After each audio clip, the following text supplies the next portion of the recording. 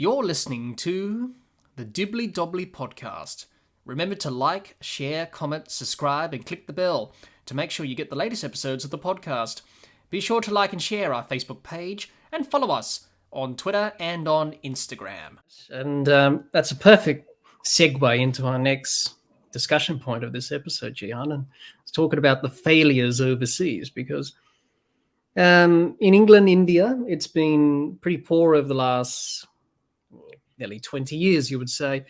Australia, in this recent Ashes series, drew another Ashes series. They retained the Ashes, which is a good achievement, but they didn't win the series. Haven't won a series in England since 2001. They haven't won a series in India since 2004. And they recently lost that series 2-1 early this year. So they've had their difficulties in those countries, and then other parts of the world they've done okay. They've had success in South Africa. They've had success in New Zealand and the West Indies, but mainly in the subcontinent and England over the last 20 or so years, they've struggled big time, be it against the spinning ball in India, be it against the swinging or seaming ball in England, which has been their downfall. So, Jehan, your thoughts on that? That must frustrate every Australian fan, knowing that we've won matches overseas in those particular countries, but we haven't been able to get the job done and win a series. I think particularly frustrating for me has been the Ashes series. They've tended to be a lot closer. We've had quite a few opportunities. Generally, England win the series by a margin of one test match. A lot of the times the wins themselves have been, by 2 wickets or 3 wickets or 10 runs. If you look at the margins of the 2005 series, for example, I think where Australia have been a lot closer to winning a series in England than they have to winning in India. The conditions in England aren't quite as extreme as they are when you go to the subcontinent. I think the closest they've been was the previous series. Actually, I think they really should have won in 2019. Yes. They were on top of that. Was it Old Trafford? Sorry, Headingley. They were on top of in that Headingley Test match for the first 3 or 4 days, and then they just couldn't get Ben Stokes out towards the end, and he was having a bit of a swing with the tail and managed to play that amazing fourth innings. So, and even then, they were 2-1 up going into the Oval, and they had a horrendous first day. I'm not sure why Tim Payne won the toss and bowled first. They dropped about 3 or 4 catches, and that was on a pretty flat pitch, and in good weather conditions as well. Not only that, they would have been exhausted, or the bowling attack would have been exhausted from finally, getting those last couple of wickets at Old Trafford. So I think he should have really batted first that time. So they sort of ended up throwing away that series. Their use of DRS wasn't great at Headingley. They were also cost by the umpire falling asleep towards the end, if you remember. So I think that was their best chance, and I really do think they were the better side in that series. Yes. It ended up being 2-2. This recent series, Australia had a lot of chances, but overall, I think I would say England were probably the better side overall. I know that the Old Trafford Test match ended up being a draw with almost 2 days lost to rain. It's hard to predict, but I think in all reality, England probably would have won that test if they hadn't lost so much time to rain. So I think 3-2 to England was a fair reflection of that series. As it was 2-2, and Australia went back home with the Ashes. What's also frustrating for me is over these 20 years since 2005, they seem to be making the same mistakes over and over again. So batting collapses when the ball stops moving around. Tail end runs and tail end slogging. They just don't seem to be able to finish England off when they're on top. So this team hasn't really had that ruthlessness of the team of the 2000s. So that team under Steve Waugh, when they got on top, they buried sides. This team get on top, they get ahead by a mile and then let the opposition back into the game. That was actually a recurring theme in the recent series in India as well. They'd have India 7 or 8 down, and then Axar Patel, Ashwin, and Jadeja would score big runs, and that would end up being the difference. And going back to this series, at Headingley, when the series was on the line, 2-0. Australia were 2-0 up. They had England 160 for 8,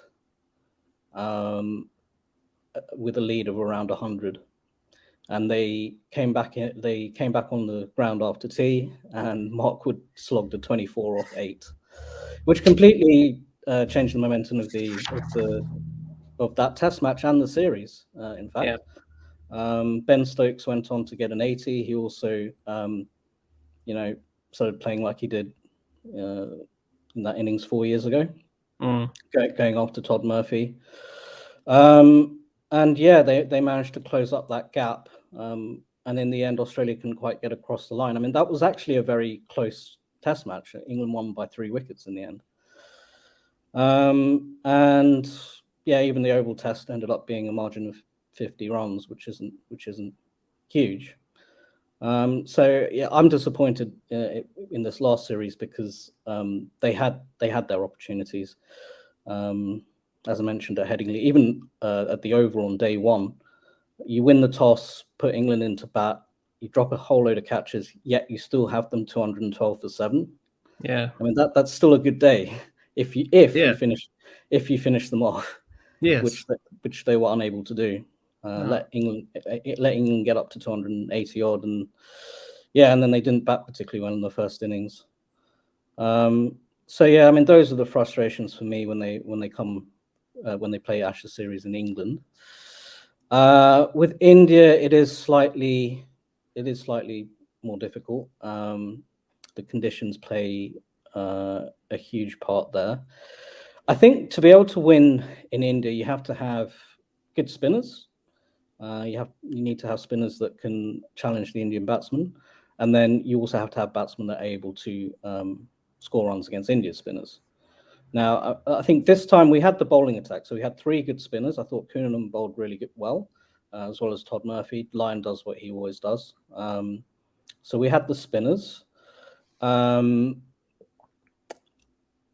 batting was poor. I think the first Test match, there was one innings where they got obsessed with blocking and just got bowled out, and then the second innings they came out and started reverse sweeping and sweeping at everything. So they didn't really have a game plan. I think the one batsman that did pretty well in that series was Peter Hanscom. He looked fairly solid against the spin. And then Marnus Labuschagne and Travis Head sort of improved a little bit towards the end. Travis Head was dropped for the first Test match. I don't know if you remember that. Yes, he was. Yeah, which was clearly a wrong decision.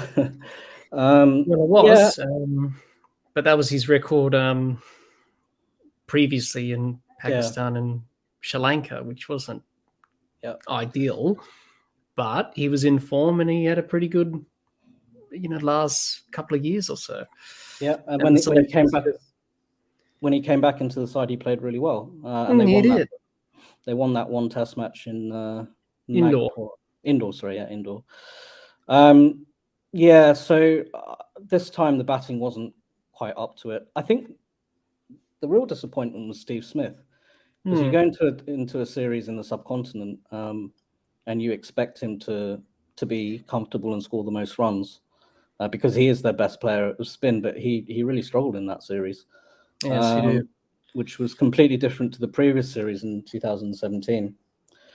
So yeah, I think similarly to the Ashes, I think their best chance was that 2017 series where they were 1-0 up. They were dominating, I think it was either the second or third test match, and then ended up losing in the fourth innings run chase when they pretty much dominated the whole test match. If they get across the line, yeah, if they That get was in across the line, Bangalore, and Nathan Lyon got eight yeah, wickets, and yeah, then India just did what they always do at home, and they demolished Australia, and they lost, and they went yeah. on to lose the series 2-1. But I Australia think, did well in that third test in Ranchi. They drew that yeah, test, and Maxwell scored yeah, 100. that's right. Yeah. So I think that particular instance, I think the pressure got to Australia. They were ahead for so much of that match, and then they were only set 180 to win in the fourth innings, which, going by the scores of that match, should have been it shouldn't have been too difficult a target to achieve, but they just about fell short by 50 runs or something. So yeah, I mean, so it has been disappointing. It's not like they haven't had their chances. They have had their chances, but they haven't been able to bring it home, which is disappointing. Yes, it is. But they have won series in the subcontinent. They've won 4 series in India since 1956. They've won 14 test matches and lost 23, obviously the famous tied test in 1986. And they've drawn 16 from 54 matches. You have a look at that record, that's not bad. Yeah. In Sri Lanka, it's pretty good since 1983. 18 matches, they've won 7, lost 5, drawn 6, they've won 4 series. So it's not bad in Sri Lanka. In Pakistan, since 1956, they've won 3 series. They've won 4 matches, lost 7, drawn 12 from 23. So that's an okay record. That's not bad. In Bangladesh, since 2006, they've won 1 series, and that was in 2006. They've played 4 matches, won 3 and lost 1. So that's not bad either. And then obviously in the UAE, you would say they've won 1 series because they played Pakistan in 2 test matches there in the early 2000s. Yeah. And then they played Pakistan in 2014, which they lost that series. So technically they've won 1 series. They've played 6 test matches, won 2 and lost 3. Obviously those 2 wins were against Pakistan in the early 2000s, where they bowled Pakistan out for 50 odd and birth innings on one occasion. And the 3, that's what they lost that series in 2014 in the UAE against Pakistan. So they've had very success, Australia, on the subcontinent. And in England, in the last few years, they've had their moments. They've won a few test matches. But it's mainly the subcontinent where they have struggled the most. I think those struggles in India really only, in terms of results, really only started probably from the 90s onwards. I think they lost 1 series in 78, which was a weakened Australian side. I think they lost that series 2-0. I think that's the first time they lost to India. Then you obviously had the drawn series, and they only used to go every 10 years in those days. Yes. You had the drawn series in 86-7. And then come the 90s, they just used to keep going there and losing. The very first Border Gavaskar series was a 1 test match in Delhi, which they ended up losing fairly convincingly. I think that was Brad Hogg's debut, actually. Shane Warne didn't play in that test. And then they went back in 98, got beaten quite convincingly. And then 2001, they were on top for the first half of that series. And then Dravid and Laxon batted all day. And Kolkata, and that backfired on Steve Waugh, trying to follow on. But that was the best way to win, and it backfired, which happens. Yeah. So they've had their opportunities. Yeah. So I think going forward, maybe some better planning and preparation. Batting against the spin seems to be the weak link. I do think they have the spinners to succeed and thrive on the subcontinent. I'm not sure if Nathan Lyon will be able to go for 1 more series. I think it'd be great if he could. And also knocking over those last few wickets, I don't think Australia utilised their fast bowlers as much as they should have done in that last series. I mean, they went into a couple of test matches with only one fast bowler, and Pat Cummins didn't actually bowl that much, and he was going through some personal issues and things at the time. But if you noticed with India, they always played two fast bowlers. Yes, they did. So there is a role for fast bowling in India and in the subcontinent, in particularly reverse swing. And yeah, you need those bowlers to be able to knock over the tail. I don't think Stark didn't really play much in that series, did he? I think he was injured initially. No, he didn't. Cameron Green didn't either. They only played until the third test because of Stark's finger and Green's finger as well, which happened in Australia against South Africa. Yep.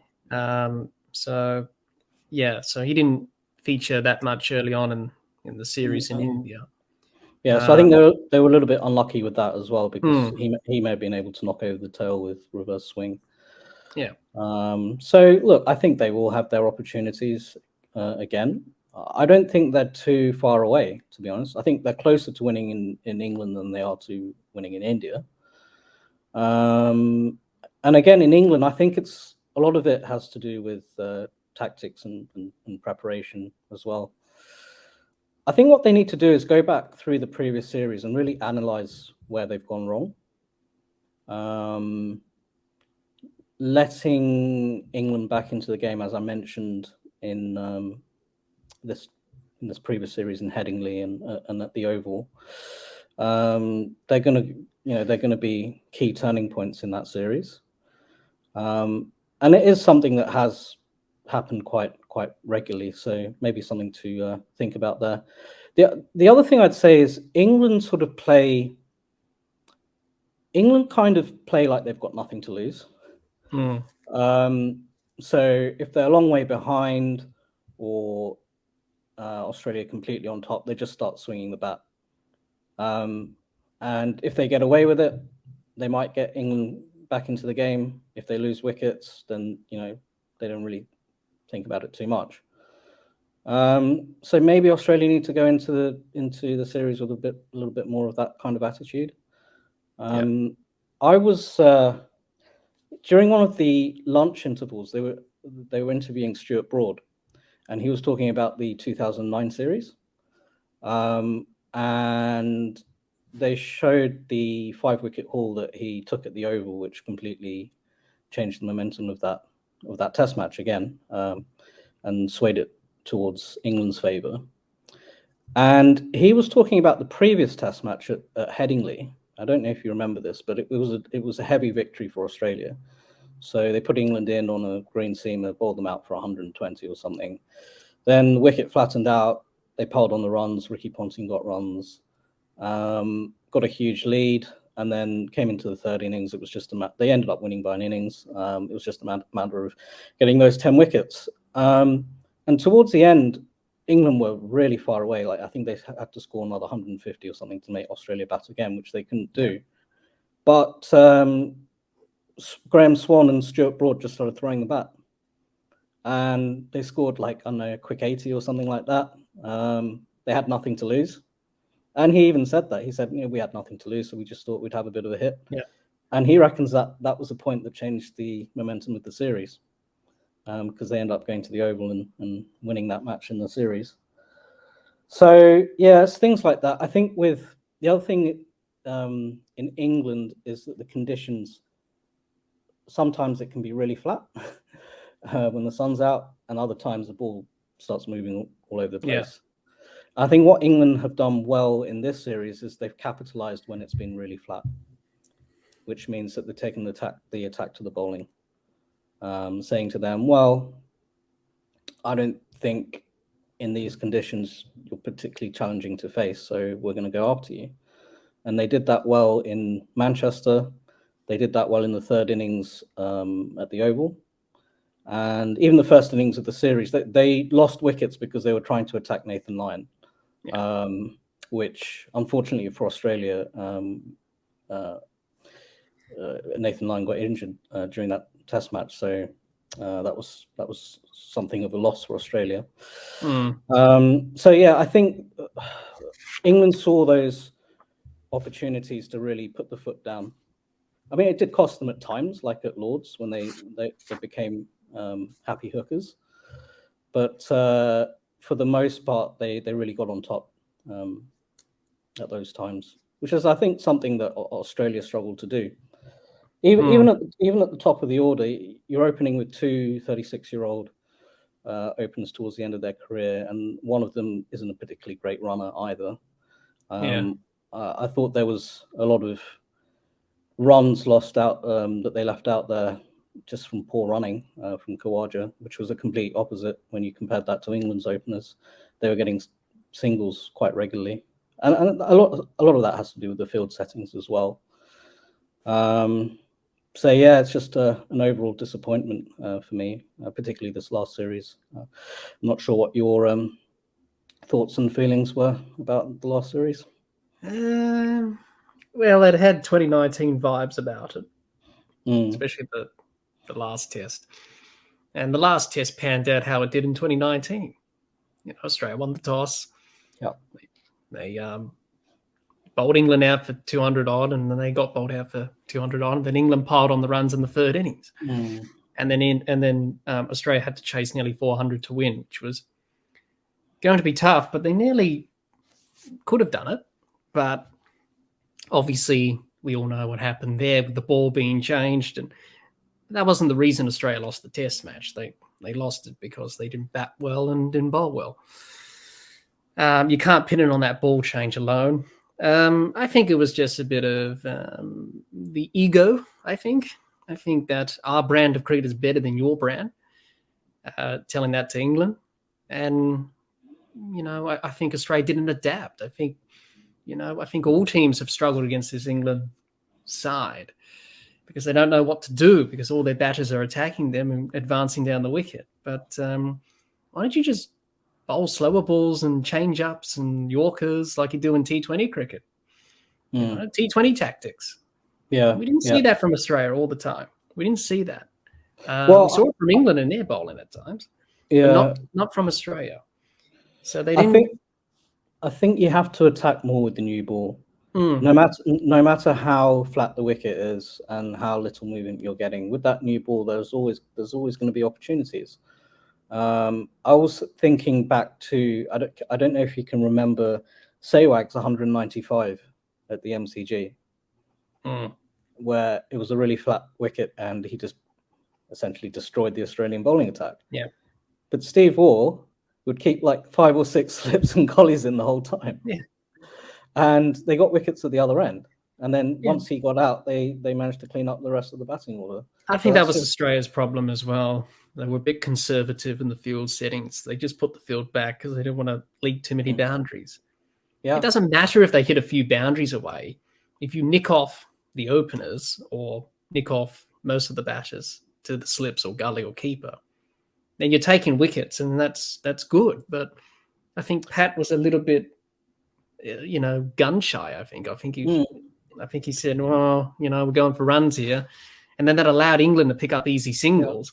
And before you know it, they're none for 50 like in 6 overs or something. And Zach Crawley's on 50. And Ben Duckett as well. So you still have to give yourself... the short ball ploy as well. They overdid that at times in the series. For sure. They didn't get it high enough. It was hip height. Not much venom or pace on it. You need to bowl a really good short ball at the head or the armpit. And it became... at times. And that's that tactic sort of was wearing thin towards the end of the series.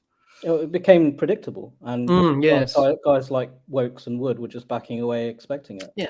So I think you have to give yourself opportunities to take wickets, especially with the new ball. In that Oval Test match, how many times did Harry Book nick off? About 4 or 5. 4 or 5. And eventually they caught one when he was on 70 odd. So the opportunities are going to be there. The other thing that I would say, and England have done this for a number of years, they do tend to pick a team that has strong lower order batting. So they'll pick a Johnny Bairstow over a Ben Folks. Ben Folks. They'll pick a Moeen Ali over a frontline off spinner or frontline spinner.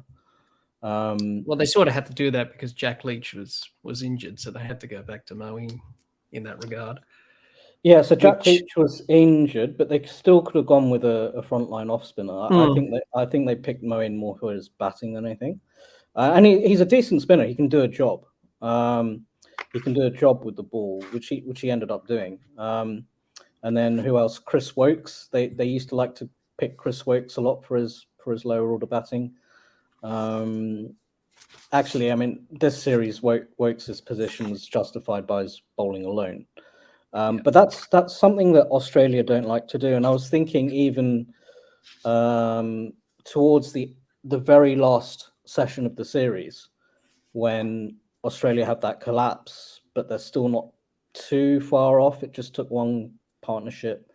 And then Carey ends up on his own batting with the tail. Yeah. And he's just sort of blocking and taking singles and eventually nicks off. I was thinking if that was an England top order batsman or Bairstow or Stokes they'd just have a swing. It doesn't matter if you lose by 20 runs. You've at least had a go. And I was watching that and it was kind of hard to watch. I was thinking, come on, just at least try and hit a few boundaries here. You got nothing to hit a few boundaries. You never know. Todd Murphy was providing good support at the time. Yeah. And we know Todd Murphy can bat now after what we saw in the first, and he's hooking Mark Wood away for 6. But yes, I do agree with your point there, is that, we used to see that from Australian sides, as we talked about earlier with the teams under Taylor and Waugh. Michael Slater was a perfect example of that at the top of the order. He would be aggressive and punish the bowlers to all parts of the field. And he would get Australia off to a good start and off to a flyer. Yep. I think in the last little period since maybe Cape Town, I think Australia's mentality and the way they play has changed dramatically because of the attitudes of the Australian public, saying that the Australian team were too arrogant and full of themselves, if I can say that, because of what happened in Cape Town. So they had to turn it back. And we don't see that Australian aggressiveness in this current side at the moment. And I talked about being ruthless. We don't see the ruthlessness anymore. No.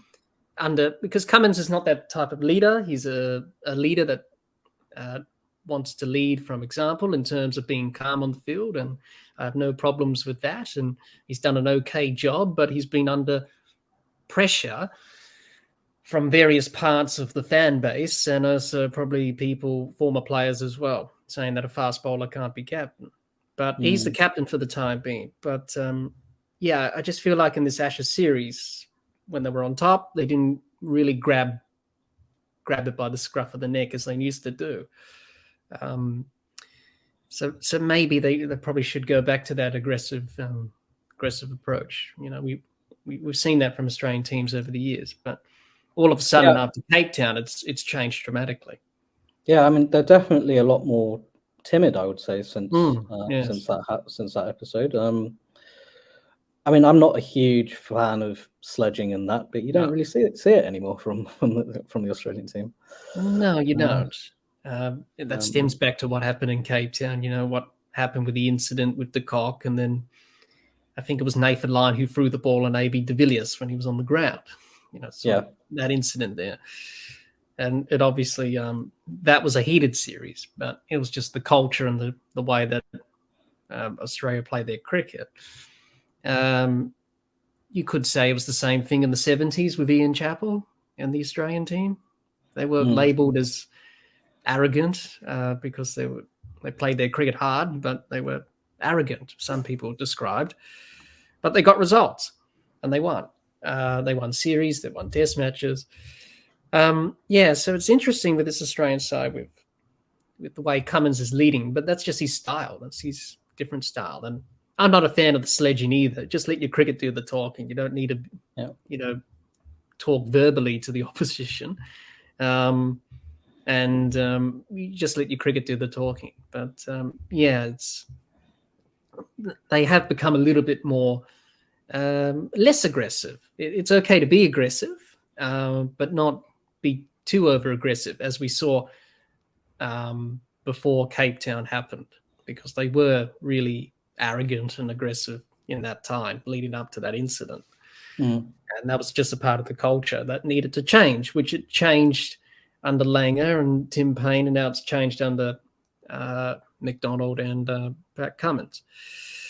So maybe they needed a little bit of that in this Ashes series. They probably need that in India as well. If you got the opposition on the ropes, you just need to be aggressive. Yep. Yeah. So with coming back to trying to win a series in England, I think at the end of the day, it's all going to come back to preparation, tactics, and mindset really than anything else. Rather than the skill levels are there. You can't say these guys don't know how to take wickets in England. Yeah. You know, that's the thing. That's going to be a real problem, because the way international cricket is structured at the moment, you don't play a tour match on a tour anymore. It just doesn't happen because it's so compacted. I was thinking to myself last summer, before Australia went to India in March, the Big Bash was on, right? So they wanted their players to play in the Big Bash, like Steve Smith, who did well actually, to make the Big Bash more exciting for people to watch because the international players are playing. But is that important than winning a series in India? Does it really matter if Steve Smith helps the Sydney Sixers to win a title in the BBL? No one remembers that. People remember what you do in test matches because it's got a historical reference point. And that's something that Mike Coward said to me in our discussion recently, Jehan, as you would be aware. It's a reference point. So we've only won 4 times in India. Pat Cummins talked it up and said this is going to be a legacy-defining tour for us. Yep. Same with England. The expectations, what happened, they didn't meet them. And they lost. Yeah. So they could have went there. They could have had a few tour matches before the first test in Nagpur. Mm-hmm. That, saying all that, probably they still would have lost the series anyway. But at least they had some preparation before that to get acclimatized. Yeah. They try to replicate conditions here in Australia, but that's not going to quite work. I know they've done that in Brisbane with a subcontinent wicket, which is made out of dirt and artificial turf and glue to replicate spinning conditions up there in the National Cricket Centre in Brisbane. That can work, but it's not quite the same. And they try to do that thing in Sydney where they try to rough up a pitch. Yeah. Scarified the pitch or whatever. Yeah, scarified it. That's not going to work either because it's different soil, different conditions, different climate, than the subcontinent than here. Yeah. The only way you're going to get better is by going over there and playing on those surfaces yourself. That's how you prepare. That's going to be the challenge for Australia. Maybe have some more A tours. It will benefit India greatly as well as Australia because they will play their younger players that want to aspire to play for India. They can play against Australia A and do that. So it will work both ways for both parties, I think. Just to be more proactive and better planning and look, as you said before, look back at the previous series. What mistakes have we been making? It's the same in England. They need to do that, yeah. Yeah. So you just need to be proactive. Cricket Australia need to be more proactive on that. Because if you're not going to address those problems, what's going to happen? You're going to have the same problems when you come back 4 years from now. Yeah. So the Australian team will be very different when they go to India and England next time around. So it's important to get the younger players exposed to those conditions. That's why you should play some A tours and do all that stuff, because you're not going to play in the Ranchi Trophy, obviously, because they don't allow that. But you can play some A tours and get that exposure with the Australian side, which they don't do anymore. I know at the moment we're playing New Zealand A in some 4-day matches and some 1-dayers and that, which is good. To get those youngsters exposed to playing different teams, but also in different conditions. It's the same in England as well. In 2019, we did that. We had the A tour there as well as the main squad, and they played against each other, which was good, and that's where the Ashes squad was selected. Yeah. So and even people said before this Ashes series, we didn't play any tour matches. Well, okay, but it's just the schedule. It's just, because Australia played the World Test Championship, they played 6 test matches, and before the end of the series, you could tell that they were getting weary and tired, especially the bowlers, especially Pat Cummins, who played all 6. So that was going to be hard to try and get some tour matches in there.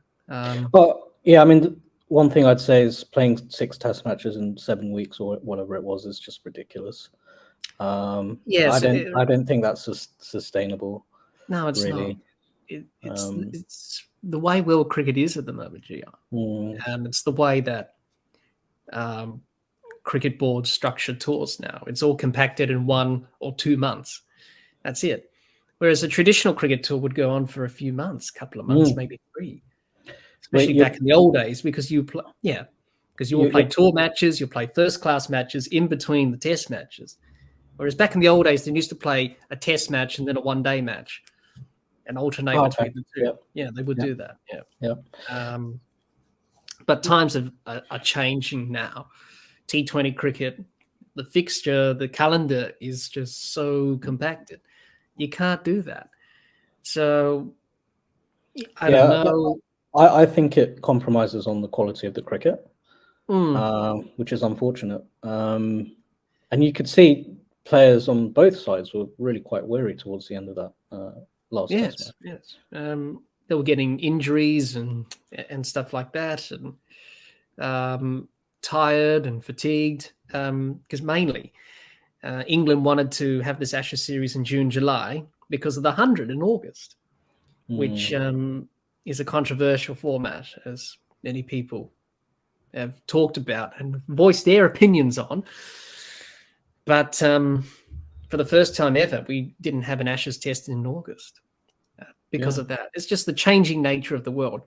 So I don't know how Australia would do that, but they really need to have a deep think about their potential options going forward in future tours to the subcontinent or England. They will win there eventually. It's just a matter of when. Will it be 4 years or another 4 years?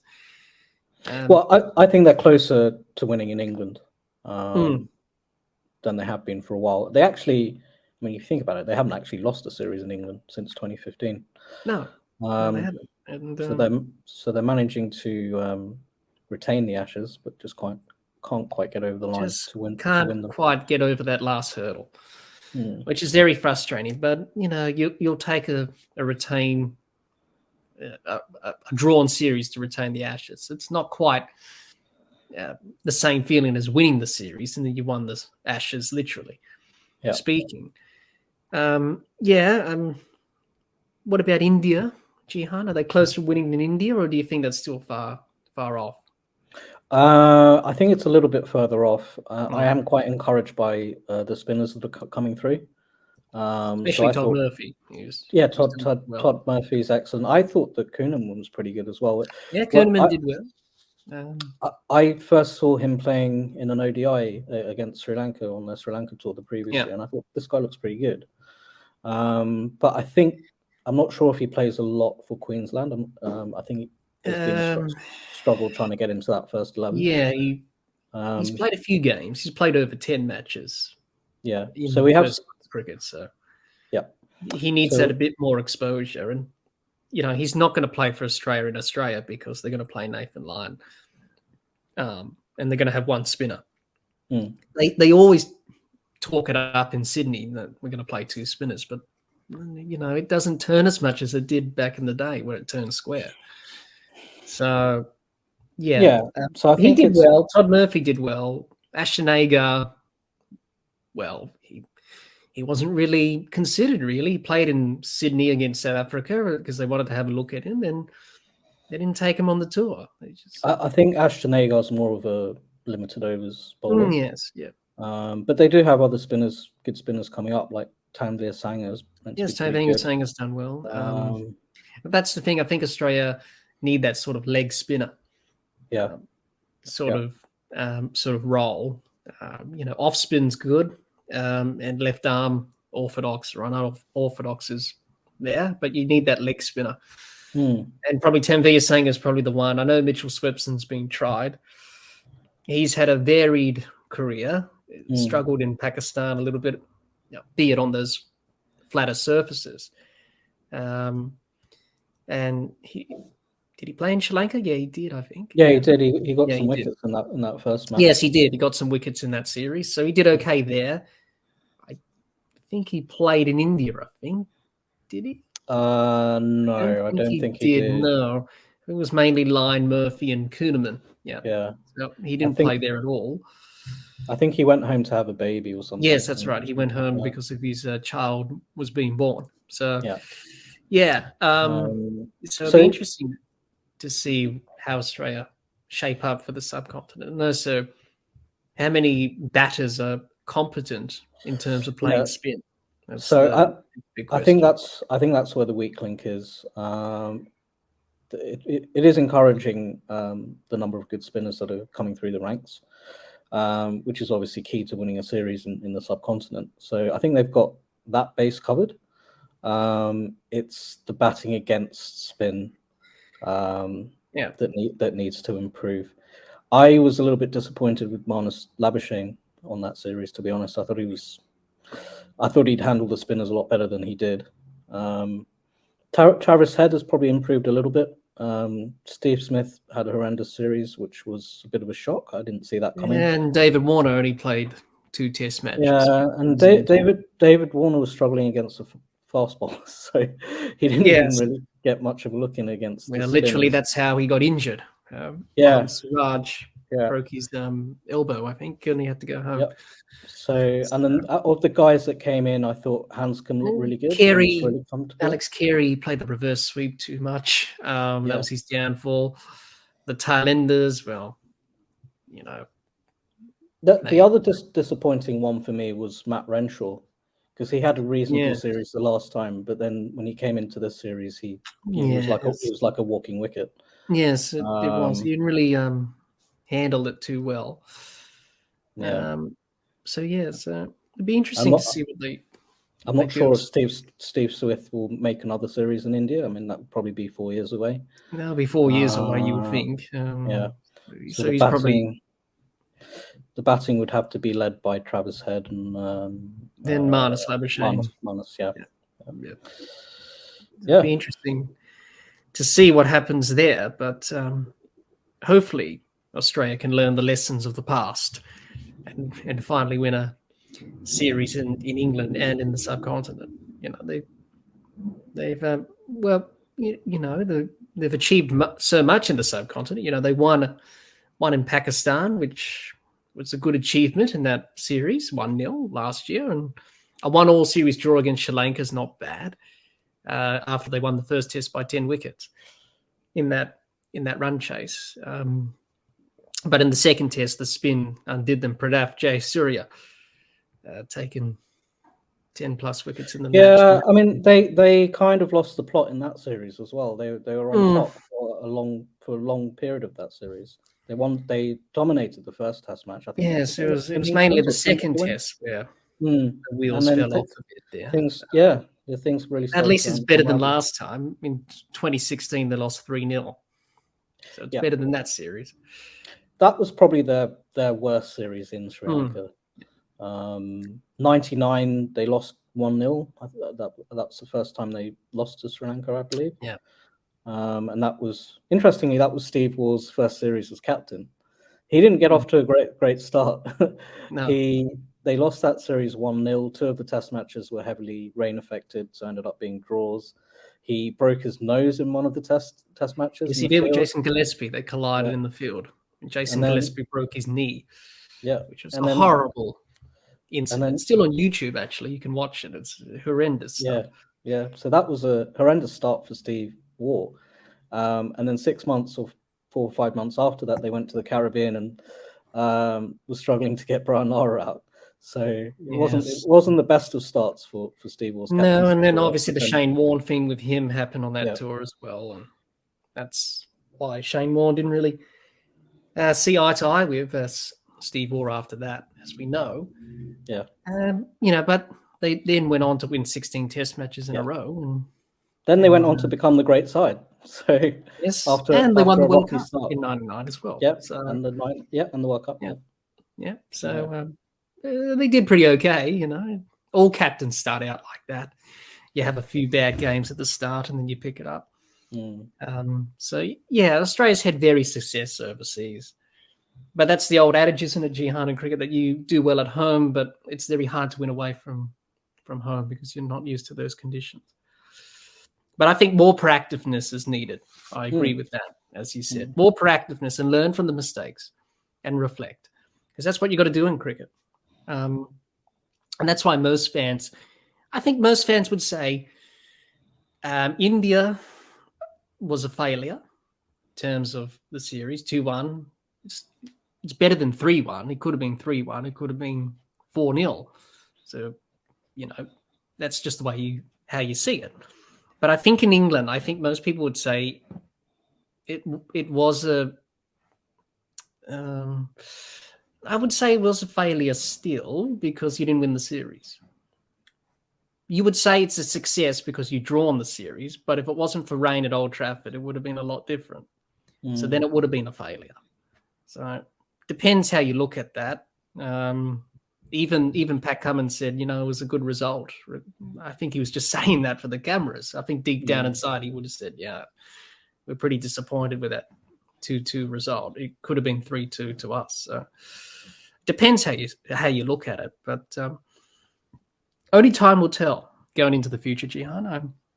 Hopefully they can tick it off the list. And I think Nathan Lyon said he probably wants to go around again. So he's okay. I didn't know that. That's I read that in an article on cricket.com.au today or something like that.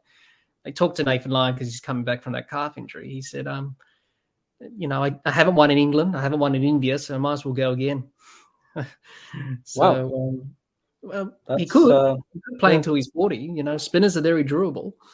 And he's only picked up that injury lately. That's his first injury in his career, really. So he could go on again, Nathan Lyon. We shall see, but he definitely wants to tick those off the list. There were a lot of things that went against Australia as well, like losing Nathan Lyon, losing 4 of the 5 tosses. They always seem to be batting when the floodlights are on and clouds are rolling in. Yes, a lot more so than England had to. And also the last test of the Oval, people said the ball change had a bit of an Well, you can't really blame it on that solely because other factors were in play as well. And that's just the way it goes in cricket. You need a bit of the rub of the green sometimes, and Australia didn't quite get that. It's probably the same in India, maybe as well in that series. They probably didn't have the luck there.